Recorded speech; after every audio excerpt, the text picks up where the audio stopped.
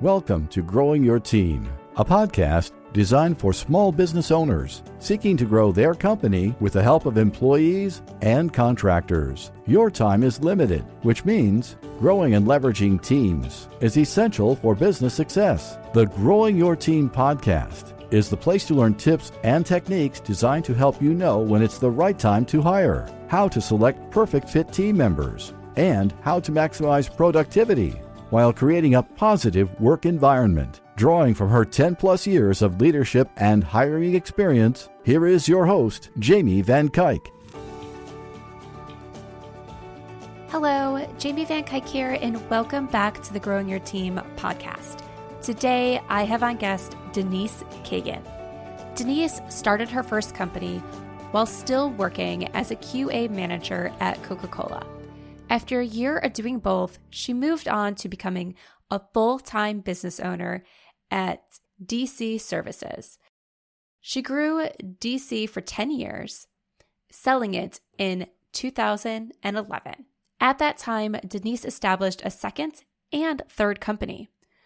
Only one of those remain today, which is her current business, DCA Virtual Business Support. She attributes her success in navigating the business world to her strong operational and management style and incredible business advisor. Denise has ran her business with remote teams, and that's what we're talking about today. How to keep remote teams motivated so that way they want to continue being your team member and continue producing outstanding quality work. So many people are looking to work remotely today, or at least have some sort of hybrid position that allows them to work remotely majority of the time. So chances are, even if you don't have remote employees, you will sometime throughout owning your business. And remote employees can be just as productive and just as effective and just as connected to you and your business as in-office team members. So let's jump into the conversation and hear all about Denise's tips on how to have strong, motivated remote teams. Hi, Denise. Thank you so much for joining us today on the Growing Your Team podcast. Hi, Jamie. Thank you for having me here today. Yes, I'm so excited to be speaking with you. Before we jump into everything, can you take a few minutes and introduce yourself and your business? Sure. As you said, my name is Denise Cagan. I am physically located in Richmond, but my work can be done anywhere. Business name is DCA Virtual Business Support. And as the name suggests, we're virtual, we're all remote. And we provide support for small business owners, primarily 3 different areas: administrative, marketing and graphic design and social media. So that's the creative, and then WordPress work. Thank you. All right. So I love that, you do everything virtual because that's where things are going nowadays. More and more positions are becoming virtual or have the ability to have some sort of flexibility in there. So maybe a hybrid in office, remote position. And I know one of the things that I get all the time is for people who have always worked in office or have always had their staff in office, it can become a little scary because they think about, I'm not going to see everybody every day. How do I keep people motivated? How do I make sure people are staying productive? How do I build the same sense of culture? How do I do everything to really continue what we're always used to in person in a virtual manner? So I'm so excited to be diving in and asking you all these great questions about being virtual. So one of the things I want to ask you before we jump in is, when you were starting your business, did you always know you were going to do things virtual, or did you have in your head, one day I'll get an office and have a team with me in office? So the short answer is no, I did not realize that we would be virtual. Now, I started my business in 2011, so we're a little bit over 10 years old. When I initially started the company, the full legal name is Denise Can Assist, Inc. And the intention was to do personal assistance and professional assistance. Well, the personal assistance took off really quickly, and I had fun with it for a couple of years. Loved spending other people's money and doing things with that. But the entrepreneur in me kicked in and realized that it wasn't really a sustainable growth model. Okay. So about 2 years in, around 2013, I rebranded to DCA Virtual Business Support, and the DCA is literally just the full name, Denise Can Assist. And we started going remote in 2013. So it's been a long time, but it wasn't at conception that I realized that this is how the business was going to work. Right. Yeah. And then, so how, jumping right into a question I get all the time, how do you keep remote team members motivated? What keeps them going and excited when you're not seeing them all the time? You're not having those one-off conversations in the hallway, and you want to make sure that they're happy. You hit right on one of my 3 points. Your very first thing is you actually need to allow them time for connection. And business owners really struggle with this, and especially small business owners, for a couple of reasons. One is it might be a new environment to them. 2 is a lot of times their remote teams are contractors, not employees. And so the mindset is like, contractors, I only pay for deliverables, not for your time. Well, that's a gross negligence in valuing them, let me just say. So really providing a means and a way for them to feel valued, and giving them that time where they can make connections. It could be something as simple as a icebreaker at your team meeting. So you're not, scheduling every single minute on your agenda for, this, and this, all the work stuff. You're scheduling time for them to get to know each other. You're allowing them, hey, go ahead and clock in, 5 minutes early or whatever, and jump on Zoom or Teams or whatever it is that you're using to, talk to the other people. The other thing that we do specifically is in our new hire orientation, we actually have them meet with other team members. Sometimes it's for a specific training, but sometimes it's literally just, hey, we want you to meet your sister team leader. Okay. And we call it sister because the 2 leaders are both females. I suspect we may need to make that a gender neutral term at some point. Yeah. I love what you said about like just logging on a few minutes early. Obviously this example here wasn't virtual, but it was an in-person team that I led back in the day in corporate, and we had daily huddles, and the daily huddle, I think, started at 9:30 technically on the calendar, but I didn't always start leading it until probably like 9:03, 9:05, because the team would get together and they would just start talking, and they were bonding. And it was something simple of like, a Monday morning, they were talking about what movie they went and saw that weekend. And a bunch of them had kids, so talking about families and stuff like that. And it was just like, just watching that bonding was great. And it made it so the team really felt connected to each other. So that way they wanted to jump in and support each other. They wanted to be that really cohesive team. And I felt like other teams that I saw where it was like 9:00, we jump in, we get the business done, we get off as quickly as possible. Everyone goes back to their desks, and they didn't have that opportunity to really connect as people. They really weren't a cohesive team. When someone was out of the office, it was like pulling teeth to get someone to back them up and all these things. And I was like, that little time went such a long way. Yeah. If you equate it to, say, for instance, you're a small business owner and you do networking meetings. What's the most valuable time of the meeting? It's not the lunch. It's not the speaker. It's the time before that, when you're shaking hands, getting to know people, and the time after that. It's not the meeting itself. And the same applies in your business. It's not your daily huddle or weekly huddle or whatever it is. It's the time before and the time after that creates those relationships. And some of the positive outcomes that I've seen from this is my team will collaborate, and I'm going to put in air quotes, behind my back, meaning that I don't have to direct it. They're doing it. And it's just something that happens naturally. Okay. Right. So in this case, behind my back was a good thing. Right. It's because you don't have to be involved in everything. And you shouldn't be involved in everything. I always say, if you took all your time that you were spent doing the task, and now you're spending all that exact same time managing the task and managing the team members that are doing the task, you didn't hire the right people, and you're not letting go, and you're not delegating the right thing. You should be saving time because you have a team.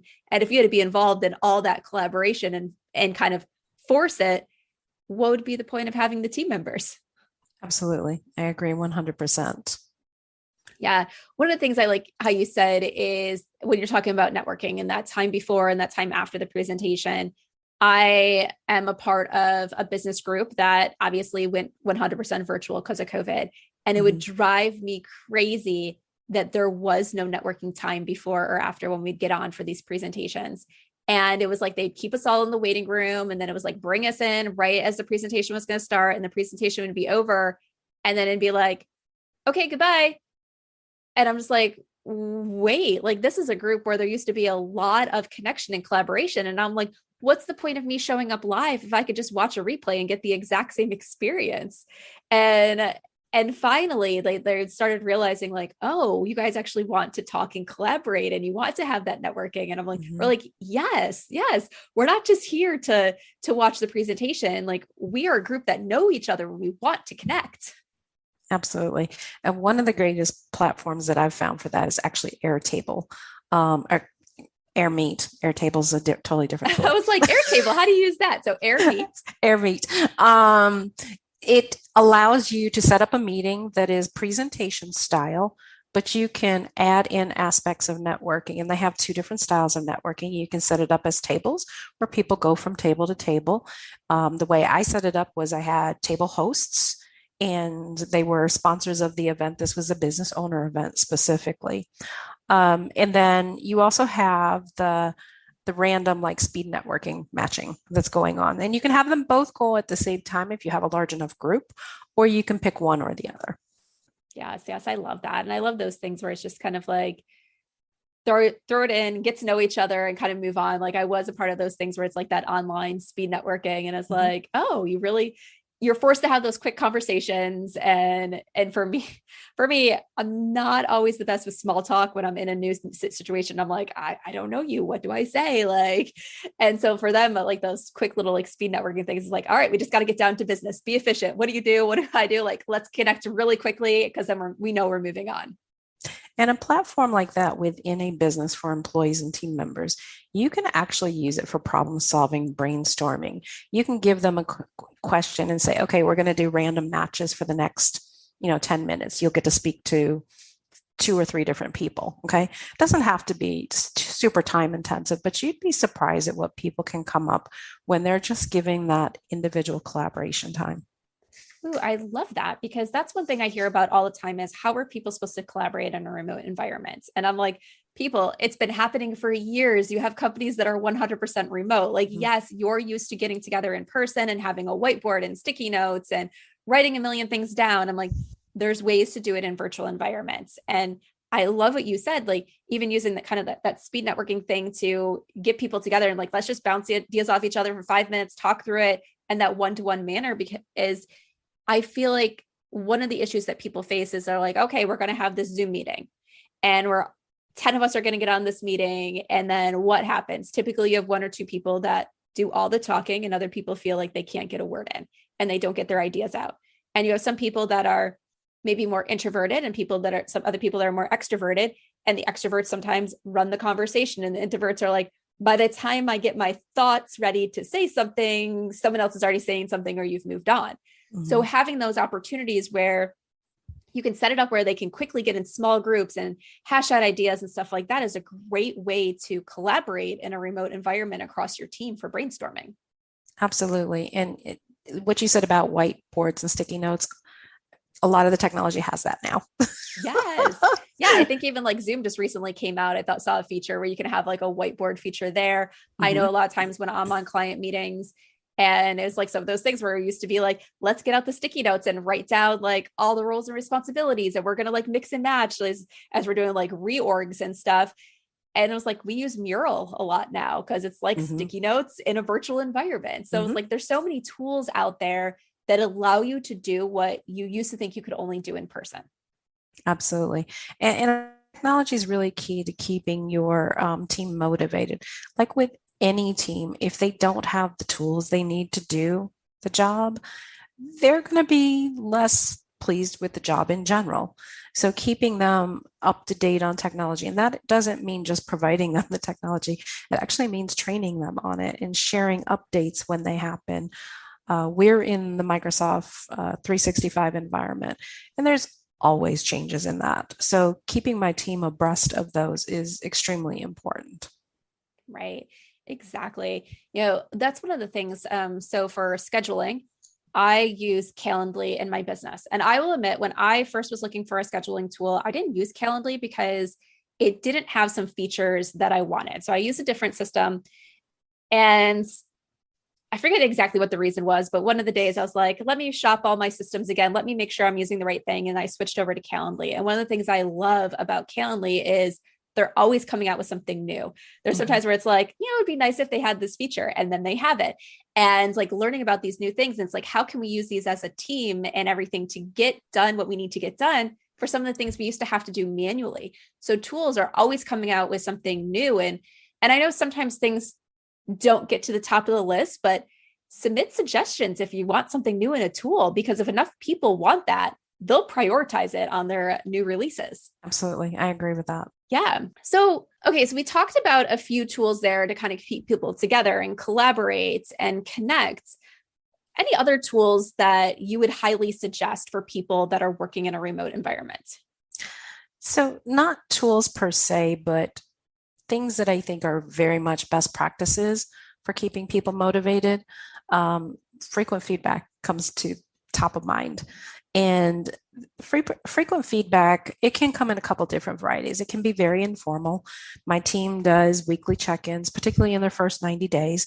After that, they usually go to every 2-week check-ins. And my leadership team does a weekly check-in with me. So everybody is connected somehow in this web in our business.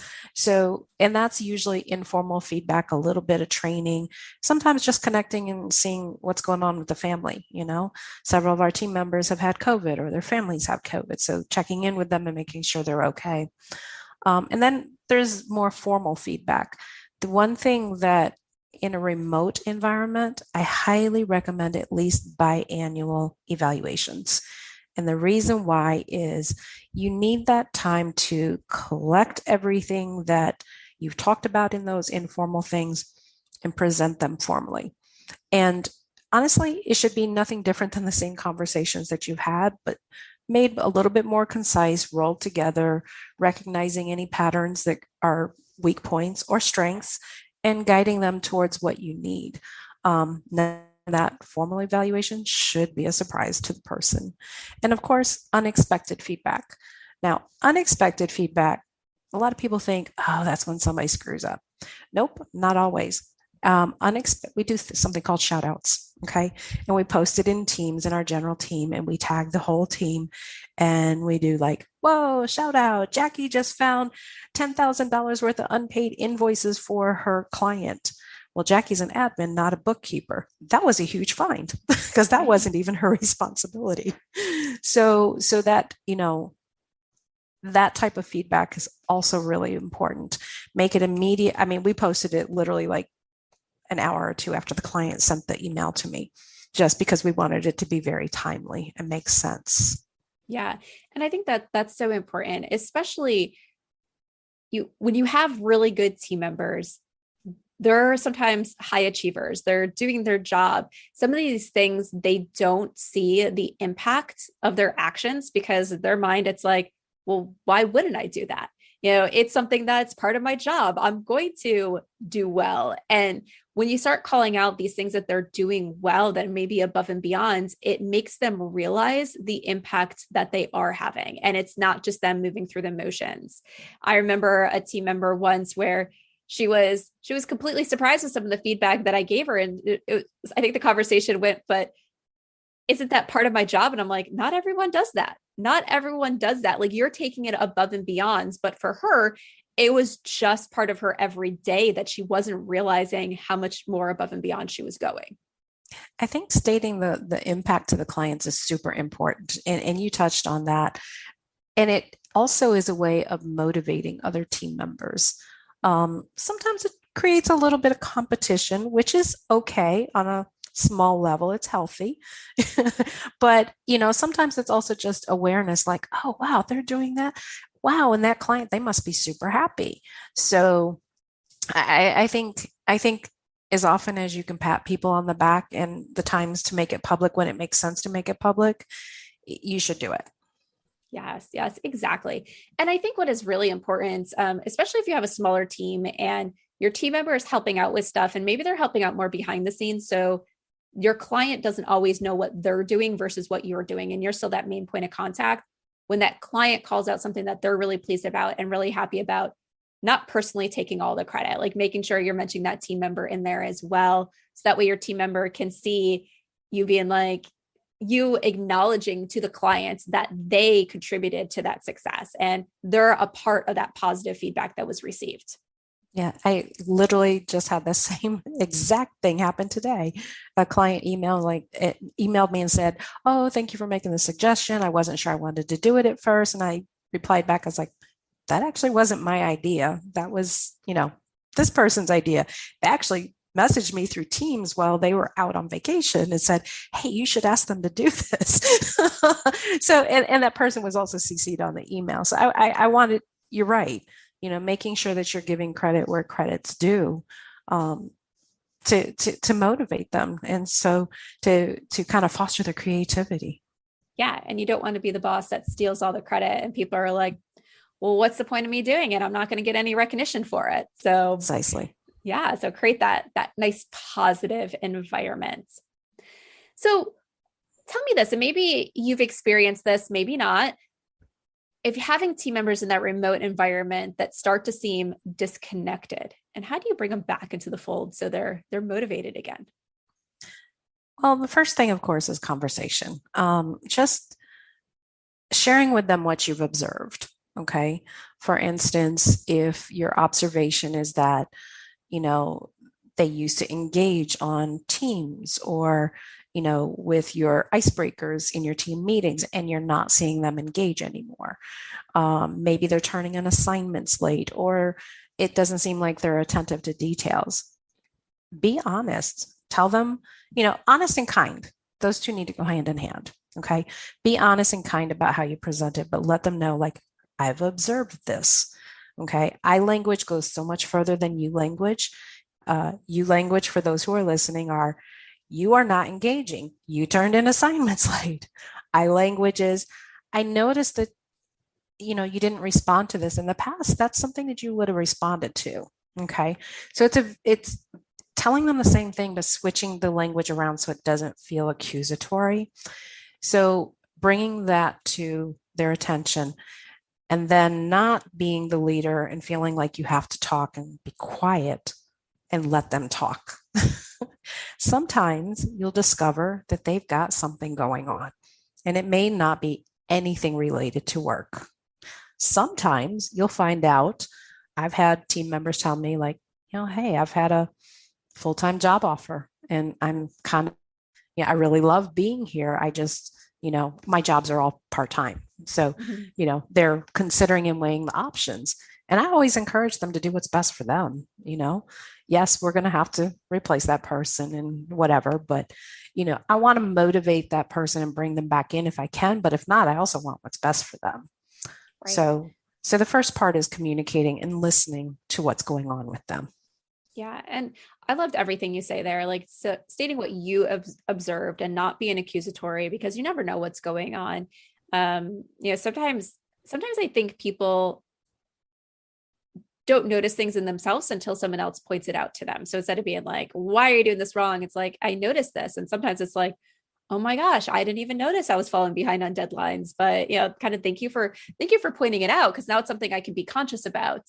So I love all that, the way to approach it. And it really is the right way. I feel like you have to be open and honest about it, because if you're not, it's not going to necessarily get better. It could, but most of the time it's not. I always say, like, if you don't set the expectations, your team members will, and most of the time it won't match your expectation. And I say, when people always talk about, well, team members coming in late, and I'm like, well, what did you do about it? Well, I just assumed next time they would come in on time. Okay, what happened the next time they came in late? I still didn't do anything about it because I assumed the next time they would come in on time. I'm like, okay, so you trained them that coming in late is okay and you're not going to do anything about it. So it's like one of those things, like, sometimes you have to point it out because it's the only way to get it fixed, and to say that this is not okay and we need to go back to what is okay. or finding out what is going on and how you can support that person. For instance, it might be something where they have something personally going on that is going to be a temporary thing, and you just need to give them a little bit of grace and space to get past that. Or it could be something going on that is more long-term, and you have to figure out, how do we work through this? Like you said, them contemplating, do I go to a full-time job or do I stay here? Obviously, if they go to that full-time job, it leaves you with an opening. But as you said, sometimes that's the right decision for your employee. And you got to think of them as people and a whole person versus just the fact that you might lose them. Yeah, I agree with everything you said. And I want to point out that even though the way I approach them seemed very soft, there does come a time when you're listening to people that you may have to set those expectations, and you touched on that. And it's really important to be clear in your expectations and make your expectations realistic. If they're coming in late, 5 minutes late, and your expectation is for them to be there on time, don't tell them they need to be there 15 minutes early. Okay. That's not realistic. Right. Especially if you're not going to pay them for that time. That's super not realistic. Right. Yeah. That whole philosophy is, if you're not 15 minutes early or late, and I'm like, well, then the start time is 15 minutes early. Like, that is when they clock in. That's when they start work. That's when you start paying them. Like, what is the requirement? My very first employer was a barbecue restaurant, and I was 16 probably. And honestly and truly, if I was not there 15 minutes, they would not let me on the floor. And did they pay you for those 15 minutes? No, ma'am. Yes, this was a long time ago. This was a long time ago. It makes me think, it's like how much, I'm sure the employment laws were the same then, but me at the age of 16, I didn't know any better. And I think sometimes business owners don't know better either. Like, they're not really trying to be malicious. They're trying to figure out, okay, I need to make sure my employees are there on time in an environment like that. Okay, if doors are opening at a certain time, we need to make sure there's people there to serve the customers at a certain time. Because I remember years ago, I was working with a client myself who, they needed their team members there to start. There was a gym, start working with the clients. I think it was like 5, 6 o'clock in the morning. Mm-hmm. And he would tell them, okay, you need to be here 15 minutes early, but he didn't want to pay them until the time the gym was open. And I was like, why do they need to be there 15 minutes early? And he goes, so they're ready. And I was like, but what if they don't need 15 minutes to get ready? I'm like, the expectation should be, you need to be ready to open the door and greet that first client at, let's say it was 6 a.m. That if they need to get there 15 minutes early to take their personal time in order to get ready because they want to get changed there at the gym or whatever it is, then they get there 15 minutes early. If they're the type of person that can roll in a minute ahead of time and be there still with a smile on their face to open that door at 6 o'clock, okay. But I'm like, if you require them to be there at 5:45 for a 6 a.m. gym opening, you have to start paying them at 5:45. Absolutely. I agree. So yeah. And it was one of those things, like, it had to be pointed out for him to be like, oh, like, I've never thought of it that way. And so I feel like there might be things you're doing in your business that are wrong, but you're probably not doing them maliciously wrong. Right. So take the feedback and try to do better. Sometimes awareness is key. Yes, exactly. Like I said before, like, sometimes people don't realize what they're doing is wrong until it's pointed out. And sometimes it needs to be pointed out more than once. I remember years and years ago, my husband told me that sometimes I was a little abrasive with some of my feedback. And he was like, if you think someone did something wrong, like, you just like, you're very blunt and abrasive when you tell me. And I'm just like, it's just the way I talk to you. I'm like, it's fine. And then I got that feedback at work too. Like, when there was a problem with the programs we were working on, I was very abrasive to being like, pretty much, it's wrong, fix it. Like, why didn't you do your job in the first place? Not using those exact words, but that's pretty much how it was coming off. And I was like, oh, now I have 2 people that have told me that this is a problem and it's something I need to work on. I agree. And, I think a lot of young business owners and even older ones have gotten that feedback at some point in their career, is that, because we tend to be very A-type. That's the type that becomes business owners typically, not always, but we tend to be very A-type, very driven. And our method of feedback often is very abrupt or curt. And it's not because we're trying to be rude. Sometimes it's because our mind has moved on to the next thing. And so we're just, bloop, there you go. There's the feedback. right? And I think what really was mine was, I forget what assessment it was. I probably have the paperwork here stuck in my desk, but it was when it measured you in 3 different areas. And one of the areas it measured you on was efficiency. And I couldn't get any farther into the efficiency category than I was. Like I had like the lowest possible score there, meaning like I like things being super, super efficient. And to me, like my delivering feedback that way was, it's wrong. It needs to be fixed. Why do we need to take a whole bunch of words to say that's wrong and that needs to be fixed? And so for me, it was like that efficiency thing. And I was just like, oh, but it's not coming off the way that I'm expecting. And it's like, okay, to me, I'm like, let's just fix it. And they're like, okay, Jamie, you're being very abrasive. Can you help us out here? Like, sometimes they're like, sometimes it's not our fault that it's not right. Let's look at why it's not right. And let's figure out, how do we prevent this moving forward? And I'm like, okay, yep, let's do that. let me learn. The other thing to consider is that different people communicate different ways, and how they communicate sometimes is how they prefer to receive that information.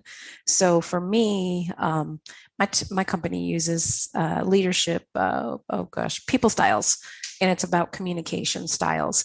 And so I'm a typical director. I'm the one who does the very short sentences like, yep, this is what's going on. This is what you do. And that doesn't work for all of my team members. My 2 leaders, one is an expressive and one is an amiable. And the amiable one is probably the farthest apart from me in type of communication. So we've had to work towards me being more patient when she's formulating her ideas. Okay. Kind of goes back to what we had talked about earlier with pairing up people with different styles. And she's learned a little bit to be a little quicker on formulating or be a little more prepared because I like to role play with them. They absolutely hate it. But I think it's one of the best ways to work through situations, to be honest with you. It helps you pull out things that you may not otherwise see. And I think that's a great way to develop your team, your leaders. So yeah, that's that communication style on how you deliver it is equally as important as knowing what your style is. Yes. I think that's so important. And I think that's one of the power of doing the different types of personality tests and motivation tests and like all those things is like really learning about your team members. I know a lot of people like to use them during the hiring process. And I always get the question like, should we use them during the hiring process? And, I have very, very strong opinions. I think most people use them wrong during the hiring process, but I feel like one of the places where I say do it is so you get to know your new team member. You know how to lead them. You know how to communicate to them because some of those people are going to be very different than you. And as the leader, a lot of times you need to adapt to their style. You need to communicate to them the way that they need to be communicated to.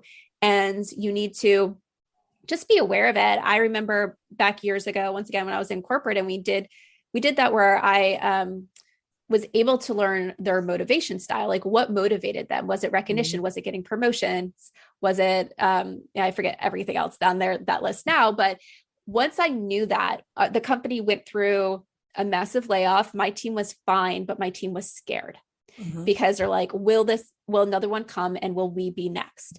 And because I knew their motivation style, I was able to calm their fears because I was able to communicate the purpose of the layoff and everything in a way that resonated with them, that showed them that their position was safe, or as safe as any position can be within a company, but how this layoff made their position safer in the organization because I knew their motivation style and what mattered to them and how to connect with them. Yeah.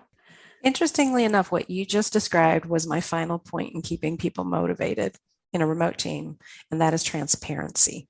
Okay. What you just said about I was understanding their style, I was able to communicate why this was happening.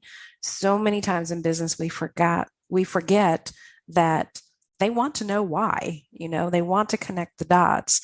A good example from my company is we had someone work on part of a PowerPoint presentation, and she really was only working on the copy, but she wanted to see the finished product. And we're like, this was a learning experience for us. We were like, no, we just need you to do this part.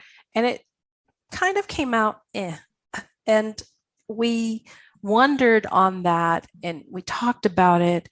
And the same thing came up, is that we weren't, even though she only had a piece in it, we needed that communication. We needed that transparency there, okay, about this is the project you're working on. And if, it required NDAs or whatever, we would have to put that in place. But, that full circle of communication is really important. I know a lot of business owners right now are going through, tightening of belts because the economy is the way it is and inflation is a bit ridiculous. And so now is a prime time for you to tell your team members what is going on. We made a move last month where we didn't really cut anything, but we put a few projects on hold that were not income producing projects. And we were very transparent. We told the team, like, hey, we have to budget time for this now. Whereas before we felt good. Now that, all of our clients are watching every penny they spend, and our income has gone down a bit. We just need to be a bit more careful about when we roll these out, where we roll these out, and make sure that our budget aligns. They were all fine with it. Right. And I feel like when you're able to be transparent all the time, for as transparent as you can be, obviously your employees don't need to know every little thing. You need to figure out what to tell them, what level of information to tell them on that subject.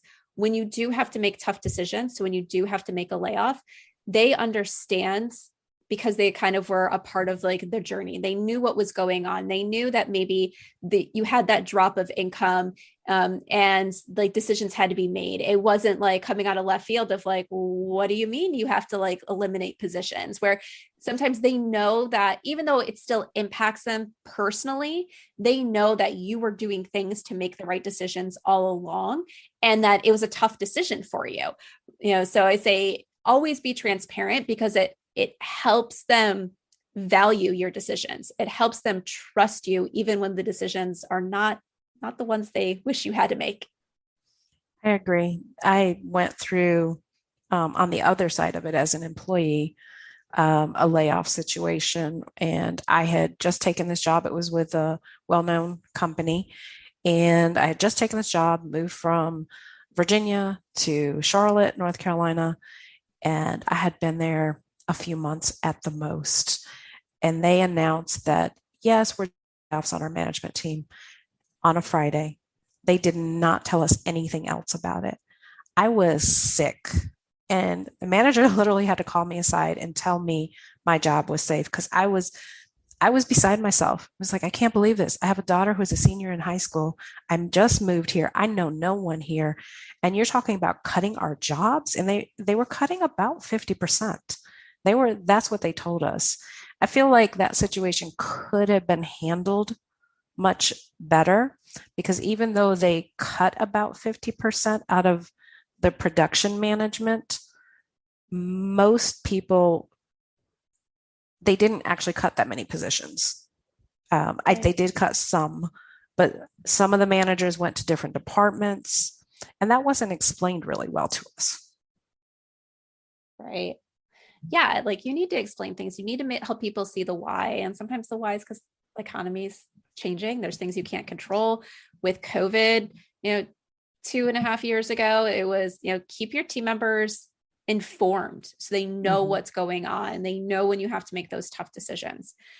But yeah, so be transparent. It's a great way to build those relationships and everything across your team.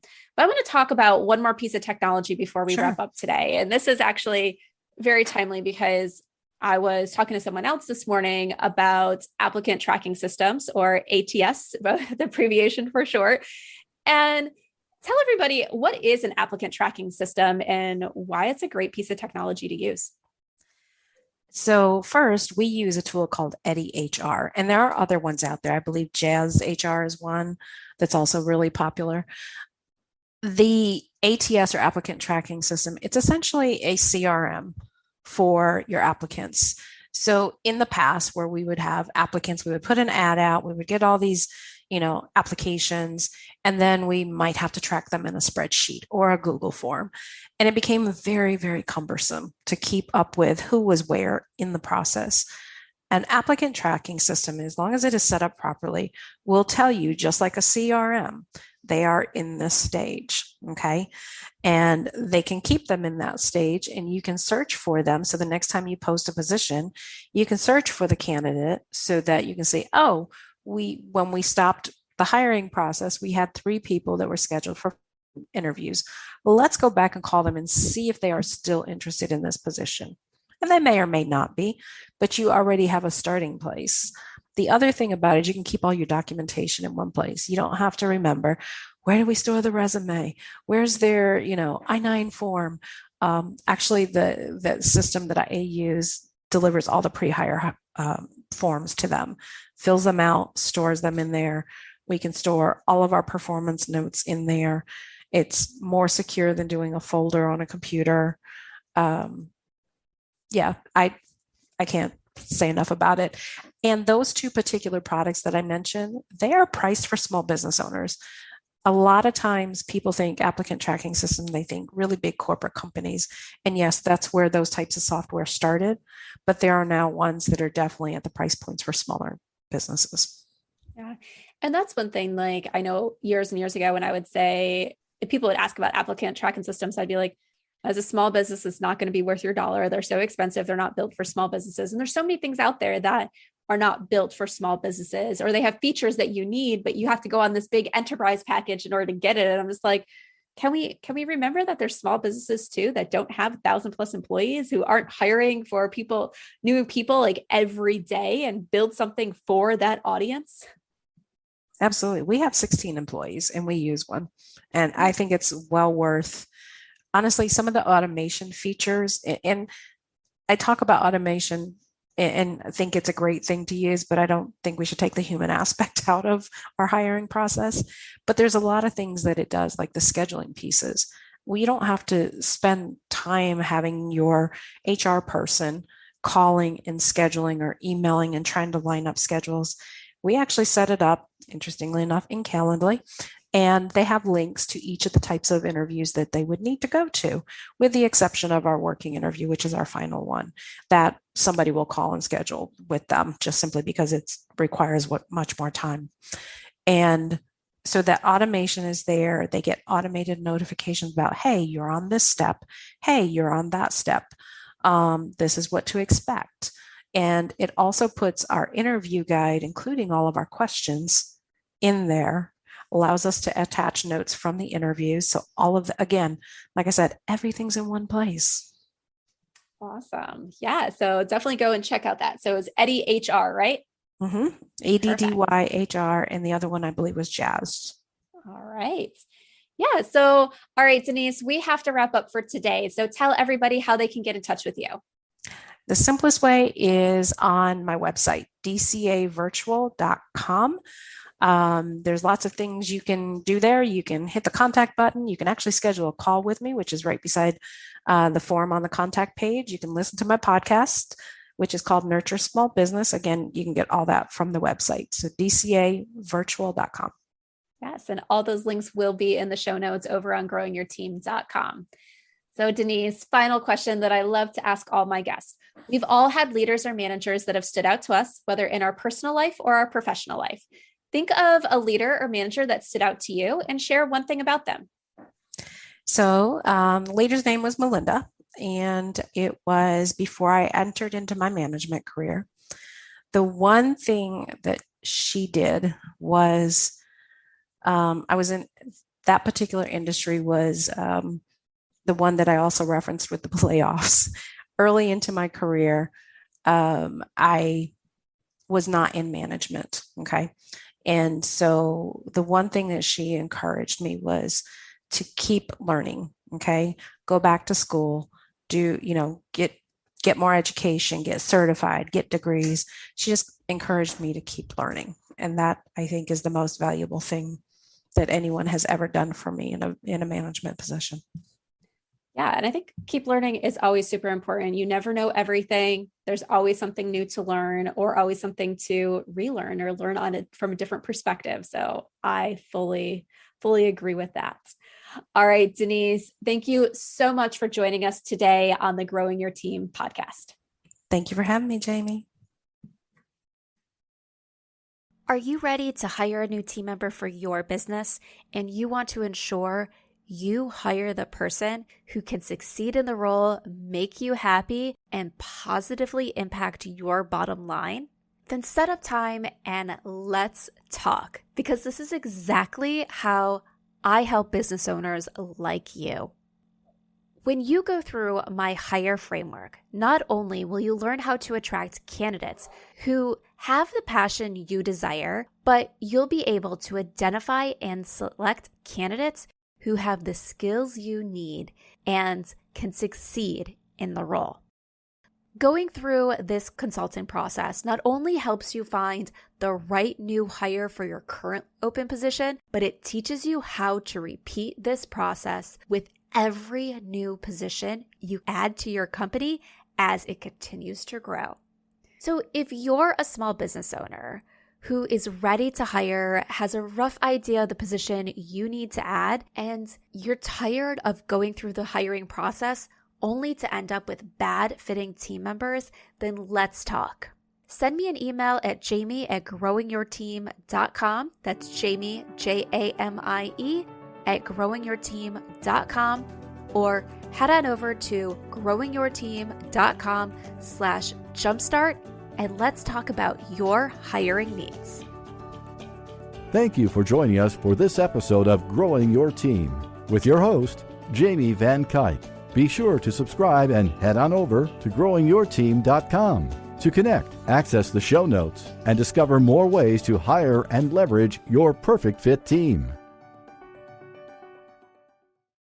With the state of today's economy, it's more important than ever to invest in products that last for years to come. As the seasons shift and get cooler, make sure your closet is stocked with durable layers that stand the test of time from American Giant. American Giant's clothes work harder and are wearable season after season. Their greatest hoodie ever made is made from the highest quality materials that are cut and sewn right here in the United States. So you're investing right back in your local community. Choosing American Giant means taking a stand for American manufacturing and hardworking Americans, something other mega corporations don't care about. From fleece to knit, all in a range of colors for versatile daily wear, American Giant delivers everyday pieces designed for everyday life. Feel the difference of quality, made-to-last clothes from American Giant. Get 20% off your first order with code STAPLE20 at American-Giant.com. That's 20% off your first order at American-Giant.com with code STAPLE20.